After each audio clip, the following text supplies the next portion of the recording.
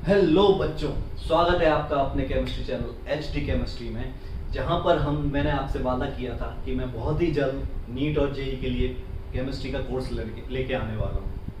ठीक है, तो आज वो दिन आ गया है जब हम स्टार्ट करने जा रहे हैं फिजिकल केमिस्ट्री से। और फिजिकल केमिस्ट्री का जो फर्स्ट चैप्टर है, जो बेसिक चैप्टर है, उससे हम स्टार्ट करने जा रहे हैं, जो कि है मोल कॉन्सेप्ट। ठीक, तो हम इस सीरीज में इस तरह से पढ़ेंगे कि हमारे इंपॉर्टेंट कॉन्सेप्ट्स कवर होते जाएं, क्योंकि एग्जाम आने ही वाले हैं, है ना। मेंस का सेकंड अटेम्प्ट आने वाला है, जैसा कि आप जानते हैं, अप्रैल में, और नीट का भी एग्जाम आने ही वाला है। तो हमें तब तक ये सीरीज कंप्लीट करनी है ताकि हमारे बच्चों का रिवीजन हो सके। तो इसमें इंपॉर्टेंट कॉन्सेप्ट्स लेके हम डिस्कस करेंगे और बहुत ही अच्छे से सीखेंगे। आप साथ बने रहिएगा। जिसने भी चैनल को सब्सक्राइब नहीं किया है वो सब्सक्राइब कर दे, ताकि आपको नेक्स्ट वीडियो का अपडेट मिलता रहे। ठीक है, तो स्टार्ट करते हैं मोल कॉन्सेप्ट। तो मोल कॉन्सेप्ट हम स्टार्ट करने जा रहे हैं। तो बच्चों, मोल कॉन्सेप्ट क्या होता है, एक शॉर्ट में हम समझ लेते हैं मोल कॉन्सेप्ट क्या होता है। तो बेसिकली केमिस्ट्री में जब भी काउंटिंग की हमें जरूरत पड़ी, है ना, केमिस्ट्री में आप जानते हो कि मॉलिक्यूल्स होते हैं, एटम्स होते हैं, आयंस होते हैं, इन सब की काउंटिंग की जरूरत पड़ी। तो काउंटिंग करने के लिए हमें बेसिक अर्थमेटिक आने चाहिए, है ना। उस बेसिक अर्थमेटिक को हम बोलते हैं मोल कॉन्सेप्ट, है ना। तो केमिस्ट्री की बेसिक अर्थमेटिक को हम क्या बोलते हैं, मोल कॉन्सेप्ट, जहां पर हम काउंटिंग सीखते हैं, मास निकालना सीखते हैं, अमाउंट ऑफ सब्सटेंस कैलकुलेट करना सीखते हैं। ये सारी चीजें हम यहाँ पर कैलकुलेट करेंगे। इस चैप्टर को हम जानते हैं मोल कॉन्सेप्ट के नाम से। कुछ बुक्स में इसका नाम some basic concepts of chemistry होता है, और कुछ बुक्स में इसका नाम बेसिक अरिथमेटिक ऑफ केमिस्ट्री होता है। ठीक है, तो हम देखते हैं मोल कॉन्सेप्ट। हम स्टार्ट करते हैं मोल कॉन्सेप्ट से। ठीक, अब काउंटिंग करने से पहले कुछ बेसिक चीजें हैं जो आपको आनी चाहिए, जैसे कि एटॉमिक मास क्या होता है, ठीक है, मॉलिक्यूलर मास क्या होता है। जब तक आपको एटॉमिक मास पता नहीं होगा, मॉलिक्यूलर मास पता नहीं होगा, तो आप मोलर मास कैलकुलेट नहीं कर पाएंगे। ठीक है, तो मोलर मास कैलकुलेट करने के लिए हमें सबसे पहले पता होना चाहिए एटॉमिक मास क्या होता है, मॉलिक्यूलर मास क्या होता है। तो ये सब सीखने के लिए हम आज डिस्कस करेंगे बेसिक चीजें, जिनको हम बोलते हैं एटॉमिक मास, मॉलिक्यूलर मास और ये सारी चीजें। ठीक है, अब एटॉमिक मास क्या होता है। तो एटॉमिक मास हमें नाम से समझ में आ रहा है कि एटॉमिक मास होता है एक सिंगल एटम का मास, है ना। एटॉमिक मास क्या होता है, एक सिंगल एटम का मास, किसी भी एलिमेंट के एक सिंगल एटम का मास। जैसे कार्बन का आपके पास बहुत सारा सैंपल पड़ा हुआ है, ठीक है, तो ये जो सैंपल है आपके पास, कार्बन का सैंपल है, तो बहुत सारे एटम्स है कार्बन के, बहुत सारे एटम्स है कार्बन के। ठीक है, इनमें से एक कार्बन का जो मास होगा उसको हम बोलेंगे एटॉमिक मास। ठीक है, तो एटॉमिक मास क्या होता है वो हम जानते हैं। अब बात आई कि ये जो एक एटम होगा कार्बन का, ये मैं बोर्ड पे तो बना रहा हूं, लेकिन पॉसिबल नहीं है बोर्ड पे बनाना, क्योंकि ये इतना छोटा होता है कि हम अपनी आंखों से देख नहीं सकते। तो फिर बात आई कि सर मास कैसे मेजर कर लिया, जिस चीज को हम आंखों से देख नहीं सकते उसका मास कैसे मेजर कर लिया। तो बात आई कि एटॉमिक मास कैलकुलेट करने के लिए हमने एक थ्योरी का इस्तेमाल किया, जिसको हम बोलते हैं रिलेटिव एटॉमिक मास, है ना। इसको इस तरह से समझिए, जैसे आप किसी प्लैनेट पे गए, ठीक है, आप किसी प्लैनेट पे गए, अब वहां पर आपको उनकी यूनिट सिस्टम तो पता नहीं है कि इस प्लैनेट की यूनिट सिस्टम क्या है। ठीक है, तो आप पहले व्यक्ति थे जो उस प्लैनेट पे गए, आपने वहां पर एक ऑब्जेक्ट उठाया। ठीक है, मान लीजिए ये ऑब्जेक्ट था वहां पर, उस प्लैनेट पर आपने ये ऑब्जेक्ट उठाया। ठीक है, आपने कहा कि आज से मैं इसका नाम रख देता हूँ 1 kg। ठीक है, आज से इसका नाम क्या रख देता हूँ मैं, 1 kg रख देता हूँ। ठीक है, तो आज से आपने इसका नाम रख दिया 1 kg। तो आपने फिर कुछ और ऑब्जेक्ट ढूंढे, जैसे कि ये 2 ऑब्जेक्ट्स हैं, है ना, इनका मास आपने इससे कंपेयर किया, तो इसके कंपैरिजन में इनका मास आया 2 टाइम्स, है ना। तो इनका मास क्या हो जाएगा, आज से 2 kg हो जाएगा। और यदि इसका मास 1 kg था और इनका मास इससे 2 टाइम्स था, तो इनका मास कितना हो जाएगा, 2 kg हो जाएगा। सिमिलरली केमिस्ट्री में हमने एक स्टैंडर्ड सिलेक्ट किया, है ना, एक स्टैंडर्ड सिलेक्ट किया और उसके रिस्पेक्ट में सभी के एटॉमिक मास कैलकुलेट किए। तो वो स्टैंडर्ड क्या था केमिस्ट्री में, जिसके रिस्पेक्ट में हमने सभी के एटॉमिक मास कैलकुलेट करे, तो उस स्टैंडर्ड को हम बोलते हैं, है ना, तो उस स्टैंडर्ड मास को बोलते हैं 1/12 मास ऑफ कार्बन 12 एटम। ठीक है, 1/12 मास ऑफ कार्बन 12 एटम। तो what is relative atomic mass. तो रिलेटिव एटॉमिक मास होता है mass of any atom, with respect to 1/12 mass of carbon 12 atom. ये कार्बन 12 एटम जो है वो बेसिकली एक स्टैंडर्ड मास है। 1/12 मास ऑफ कार्बन 12 एटम जो है वो एक स्टैंडर्ड मास है। इस स्टैंडर्ड मास के रिस्पेक्ट में किसी भी एटम का मास क्या होगा, आज से एटॉमिक रिलेटिव एटॉमिक मास होगा। ठीक है, रिलेटिव एटॉमिक मास होगा।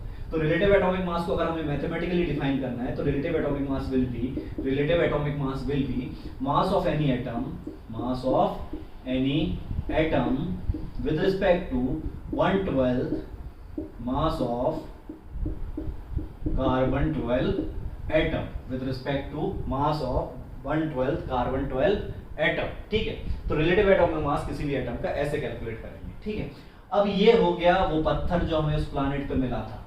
इस पत्थर को हमने मान लिया स्टैंडर्ड मास, पत्थर बोल रहा हूं मैं, इसको हमने मान लिया स्टैंडर्ड मास। ठीक है, अब इसके रिस्पेक्ट में हमने डिफरेंट एटम्स के एटॉमिक मास कैलकुलेट किए, इसके रिस्पेक्ट में डिफरेंट एटम्स के रिलेटिव एटॉमिक मास कैलकुलेट किए। तो कुछ रिलेटिव एटॉमिक मास इस तरह से आए, जैसे कुछ एलिमेंट्स थे उनके रिलेटिव एटॉमिक मास, जैसे कि हाइड्रोजन का रिलेटिव एटॉमिक मास, हाइड्रोजन का मास इसके रिस्पेक्ट में बिल्कुल बराबर आया, हाइड्रोजन का मास इससे बराबर आया, तो रेशियो क्या हो जाएगा 1, तो रिलेटिव एटॉमिक मास हाइड्रोजन क्या आ जाएगा 1। अच्छा, रिलेटिव एटॉमिक मास की यूनिट नहीं होती है, रिलेटिव एटॉमिक मास की कोई यूनिट नहीं होती है। क्यों नहीं होती है? क्योंकि ये ऊपर भी मास की यूनिट है, नीचे भी मास की यूनिट है, मास कैंसिल हो जाएगा, तो रिलेटिव एटॉमिक मास की कोई यूनिट नहीं होगी। ठीक है, तो हाइड्रोजन का रिलेटिव एटॉमिक मास कितना आया 1 आया। इसी तरह से हमने हीलियम पे कैलकुलेट किया, तो हीलियम का रिलेटिव एटॉमिक मास आया 4। इसी तरह से हमने कार्बन का कैलकुलेट किया, तो कार्बन का रिलेटिव एटॉमिक मास आया 12। इसी तरह से हमने नाइट्रोजन का कैलकुलेट किया, तो नाइट्रोजन का रिलेटिव एटॉमिक मास आया 14। इसी तरह से हमने ऑक्सीजन का कैलकुलेट किया, तो ऑक्सीजन इससे 16 टाइम्स हैवी था। इस मास से, ये जो नीचे मास लिखा हुआ है, इससे ऑक्सीजन का मास 16 टाइम्स हैवी आया, तो रिलेटिव एटॉमिक मास क्या हो गया 16 हो गया। ठीक है, ये कहानी थी रिलेटिव एटॉमिक मास।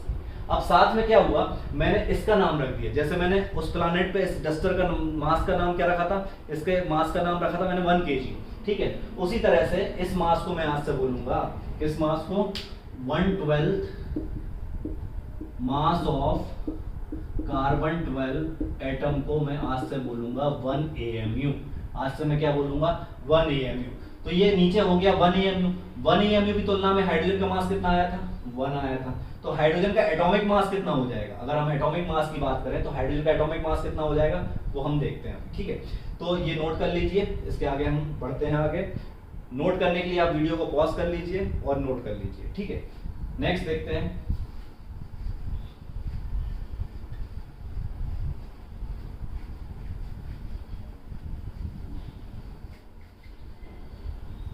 तो एटॉमिक मास डिफाइन करने के लिए पहले हमने डिफाइन की एक यूनिट, है ना। तो जो 1/12 मास ऑफ कार्बन 12 एटम था उसको हमने आज से बोला 1 AMU। 1/12 mass of carbon 12 atom था उसको हमने आज से बोला 1 AMU।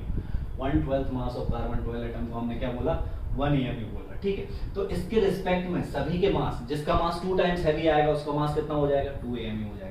जिसका मास 4 टाइम्स हैवी आएगा उसका मास क्या हो जाएगा 4 AMU हो जाएगा।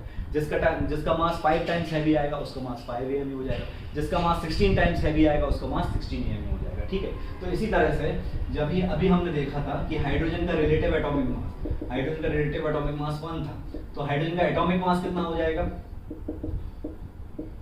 एटॉमिक मास हो जाएगा 1 AMU। ठीक है, जैसे हीलियम था, हीलियम का रिलेटिव एटॉमिक मास 4 था, तो एटॉमिक मास कितना हो जाएगा 4 AMU, है ना। कार्बन था, कार्बन का atomic mass, relative atomic mass 12 था, तो एटॉमिक मास कितना हो जाएगा 12 AMU। नाइट्रोजन था, नाइट्रोजन का 14 रिलेटिव एटॉमिक मास था, तो एटॉमिक मास हो जाएगा 14 AMU। ऑक्सीजन था, ऑक्सीजन का 16 था, ठीक है, 16 रिलेटिव एटॉमिक मास था, तो एटॉमिक मास हो जाएगा 16 AMU। ठीक है, इसी तरह से एटॉमिक मास कैलकुलेट किए गए। ठीक है, तो ये जो यूनिट है 1 AMU, 1 AMU क्या है 1/12 मास ऑफ कार्बन 12 एटम, इसको स्टैंडर्ड माना गया। इसके रिस्पेक्ट में जितना हैवियर एटम था उतना AMU उसका मास हो गया। जैसे कोई एटम 4 टाइम्स हैवी है तो 4 AMU उसका मास हो गया। ठीक है, इस तरह से रिलेटिव एटॉमिक मास और एटॉमिक मास की कहानी आई। अच्छा, बात करें, कोई आपसे पूछे एटॉमिक मास होता क्या है, तो एटॉमिक मास बेटा क्या होता है, atomic mass is the mass of 1 atom of any element, mass of 1 atom of any element, है ना, किसी भी एलिमेंट के एक सिंगल एटम के मास को हम बोलते हैं एटॉमिक मास। ठीक है, तो यहां पर इसको नोट कर लीजिए।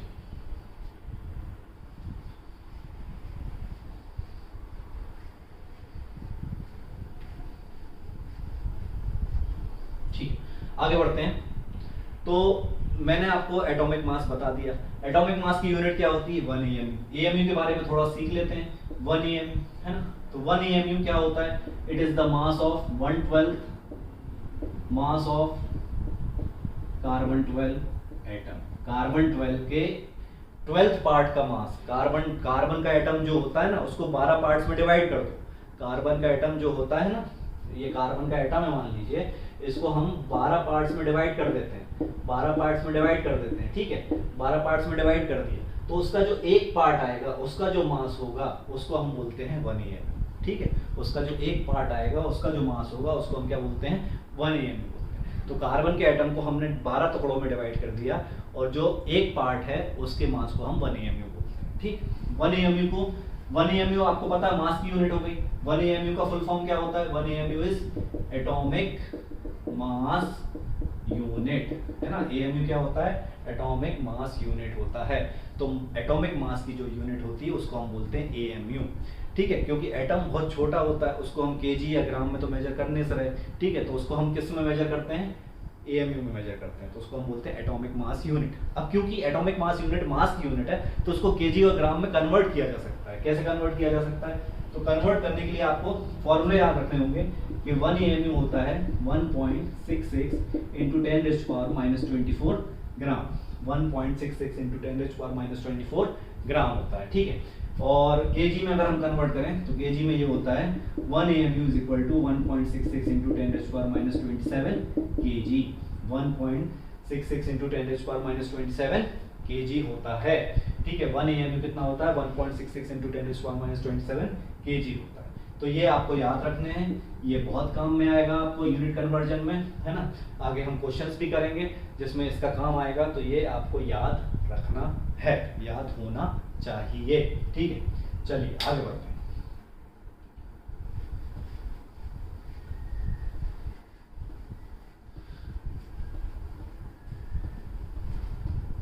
सिमिलरली, जैसे हमने एटॉमिक मास निकाले किससे? रिलेटिव एटॉमिक मास से। सिमिलरली मॉलिक्यूलर मास आया रिलेटिव मॉलिक्यूलर मास से। तो एक बार डेफिनेशन लिख लेते हैं और खत्म करते हैं। Relative molecular mass, relative molecular mass. अब रिलेटिव मॉलिक्यूलर मास क्या होता है? तो basically it is the mass of one molecule, mass of one molecule of any substance divide by 1/12 mass of, अच्छा स्टैंडर्ड वही रहेगा, 1/12 मास ऑफ कार्बन 12 एटम। तो standard जो है वो वही रहेगा। ठीक है, 1/12 मास ऑफ कार्बन 12 एटम। इसका मतलब 1/12 मास ऑफ कार्बन 12 एटम की तुलना में कोई मॉलिक्यूल कितना टाइम्स हैवी है, वो उसके रिलेटिव मॉलिक्यूलर मास को बताता है। जैसे कि फॉर एग्जांपल इसका मास तो 1 ही होता है, ये आपको पता है स्टैंडर्ड, इसको हम क्या बोलते हैं? 1 AMU बोलते हैं। ठीक है, तो जैसे कि कुछ मॉलिक्यूल्स थे, उनका रिलेटिव मॉलिक्यूलर मास हमने देखा। रिलेटिव मॉलिक्यूलर मास, तो H2 मॉलिक्यूल का इससे 2 टाइम्स हैवी मास आया, तो रिलेटिव मॉलिक्यूलर मास कितना हो गया? 2 हो गया। ठीक है, जैसे कि CH4 मॉलिक्यूल का इस मास से 16 टाइम्स हैवी मास आया, तो कितना हो गया? रिलेटिव मॉलिक्यूलर मास 16 हो गया। जैसे कि NH3 का इससे 17 टाइम्स हैवी आया, तो 17 हो गया। ठीक है, O2 का इससे 32 टाइम्स हैवी आया, तो 32 हो गया रिलेटिव मॉलिक्यूलर मास। ठीक है, तो ये रिलेटिव मॉलिक्यूलर मास हो गया। ठीक, अब बात आती है कि मॉलिक्यूलर मास क्या होते हैं। तो सिमिलरली, है ना, क्या होता है? रिलेटिव मॉलिक्यूलर मास का फॉर्मूला आपने क्या पढ़ा? Molecular mass, mass of one molecule क्या बोलते हैं? मॉलिक्यूलर मास बोलते हैं। तो molecular mass, mass of one molecule को क्या बोलते हैं? मॉलिक्यूलर मास बोलते हैं। Molecular mass upon 1/12 mass of carbon 12 atom को क्या बोलते हैं? 1 AMU बोलते हैं। तो मॉलिक्यूलर मास कैसे आएगा? मॉलिक्यूलर मास सिंपली आएगा relative molecular mass into 1 AMU। Relative molecular mass into 1 AMU। समझ में आया बच्चों? रिलेटिव मॉलिक्यूलर मास में केवल AMU रख दो। ठीक, तो मॉलिक्यूलर मास क्या हो जाएगा? मॉलिक्यूलर मास क्या हो जाएगा इसका हो जाएगा 2 AMU, इसका हो जाएगा 16 AMU, इसका हो जाएगा 17 AMU, इसका हो जाएगा 32 AMU। ठीक है, तो आई होप ये क्लियर हो गया होगा। ये बेसिक सी चीजें हैं, कोई पूछता नहीं है, लेकिन अंडरस्टैंडिंग के लिए हमें पता होना चाहिए। ठीक है, चलिए आगे बढ़ते हैं, आगे बढ़ते हैं और कैलकुलेट करना सीखते हैं मॉलिक्यूलर मास। ठीक है,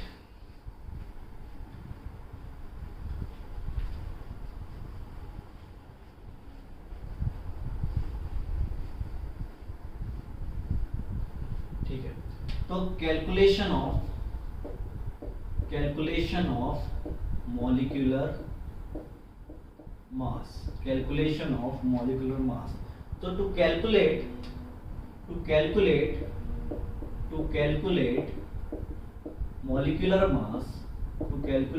molecular mass, add atomic mass of all atoms present in a molecule, ठीक है। तो किसी भी मॉलिक्यूल का मॉलिक्यूलर मास अगर आपको कैलकुलेट करना है तो आप क्या करोगे, उसमें प्रेजेंट सारे एटम्स के मास ऐड कर दोगे। कुछ एग्जांपल्स मैं आपको सॉल्व करके बताता हूं, जैसे कि फॉर एग्जांपल H2। अब H2 एक मॉलिक्यूल है क्योंकि इसमें 2 हाइड्रोजन एटम है, तो 2 हाइड्रोजन एटम है, एक हाइड्रोजन एटम का मास कितना होता है 1, तो कितना हो जाएगा ये 2 AMU। एटॉमिक मास हम AMU रखते हैं, तो मॉलिक्यूलर मास भी किस में आएगा, AMU में आएगा। ठीक है, ध्यान रखिए कुछ बच्चे मॉलिक्यूलर मास को भी ग्राम में लिख देते हैं, बेटा मॉलिक्यूलर मास ग्राम में नहीं आता है। ठीक है, मॉलिक्यूलर मास AMU में ही आता है, उसको बाद में ग्राम में कन्वर्ट करना हो तो हम कर सकते हैं। मोलर मास ग्राम में आता है, तो मोलर मास और मॉलिक्यूलर मास में जमीन आसमान का अंतर होता है।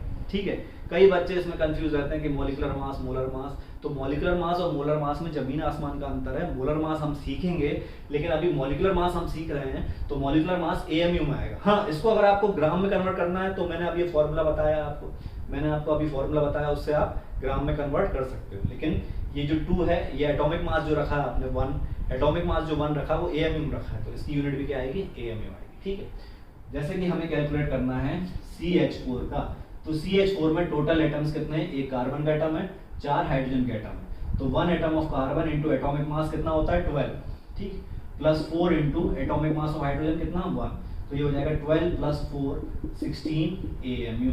ठीक है, जैसे आपको कैलकुलेट करना है O2 का, तो 2 एटम्स ऑफ ऑक्सीजन का एटॉमिक मास 16, तो ये हो जाएगा 32 AMU। जैसे कि आपको कैलकुलेट करना है C2H6 का, तो 2 into 12 plus 6 into 1, atomic mass of hydrogen 1 होता है, तो 24 प्लस 6 कितना हो जाएगा 30 AMU। ठीक है, जैसे कि आपको कैलकुलेट करना है लेट्स से NH3 का, तो NH3 का कैसे कैलकुलेट करोगे, नाइट्रोजन का 1 एटम है, एटॉमिक मास 14 होता है, हाइड्रोजन के 3 एटम है, एटॉमिक मास 1 होता है, तो 14 plus 3 is equal to 17 AMU। जैसे कि आपको कैलकुलेट करना है C6H12O6 का, तो 6 कार्बन एटम है, एटॉमिक मास 12, 12 हाइड्रोजन एटम है, एटॉमिक मास 1, 6 ऑक्सीजन एटम है, एटॉमिक मास 16, तो ये हो जाएगा 72 plus 12 plus 96 is equal to 180 AMU। ठीक है, 180 AMU हो जाएगा। ठीक है, और इस तरह से और भी मास कैलकुलेट कर सकते हो, जैसे कि आपको कैलकुलेट करना है SO2 का मास, तो SO2 सल्फर का 1 एटम है, एटॉमिक मास 32 प्लस ऑक्सीजन के 2 एटम है, एटॉमिक मास 16, तो ये हो जाएगा 32 प्लस 32 इक्वल टू 64 AMU। देखो AMU, ठीक है, AMU। इस तरह से मॉलिक्यूलर मास हम कैलकुलेट कर सकते हैं। तो होप आपको समझ में आया होगा। बहुत बेसिक सी क्लास रही आज की हमारी, लेकिन ये बेसिक्स जरूरी हैं, कई बच्चों को ये बेसिक्स भी नहीं आते हैं। ठीक है, तो उनके लिए मैंने ये सीरीज रिकॉर्ड करी है। ऐसा नहीं है कि आपको आता है तो आप ये सोच रहे हो कि सर क्या पढ़ा रहे हैं, सर बहुत बेसिक पढ़ा रहे हैं। नहीं, सब बच्चों को नहीं आता है, सभी बच्चों को ध्यान में रखते हुए हमने ये सीरीज रिकॉर्ड करी है और ये सीरीज हमने बनाई है, तो इसमें सभी बच्चों का फायदा होना चाहिए। ठीक है, तो आपको आता है तो आपका एक बार रिवाइज हो जाएगा, कोई दिक्कत नहीं है उसमें। ठीक है, हाँ ये ध्यान रखिए कि मॉलिक्यूलर मास जब भी कैलकुलेट करना है तो उसमें एटॉमिक मास का हम आते हैं, और एटॉमिक मास हमें याद होने चाहिए, कम से कम फर्स्ट 30 एलिमेंट्स के एटॉमिक मास हमें याद होने चाहिए। ठीक है, फर्स्ट 30 एलिमेंट्स के एटलीस्ट हमें एटॉमिक मास याद होने चाहिए। चलिए, तो ये बेसिक सा आज का लेक्चर रहा हमारा। आगे भी हम अगले कॉन्सेप्ट के लिए अगले वीडियो में हम बात करेंगे। ठीक है, तो हम छोटे छोटे वीडियो बनाएंगे ताकि आप देख के बोर भी ना हो, और छोटे छोटे पार्ट्स में हम इसको कवर करें। ठीक, तो मोल कॉन्सेप्ट के आगे के वीडियो कंटिन्यू रहेंगे। आज के लिए हम इतना ही रखते हैं। होप आपको समझ में आया होगा। चैनल को जरूर सब्सक्राइब कर दीजिए ताकि अगले वीडियो के अपडेट्स आपको मिलते रहें। Thank you very much.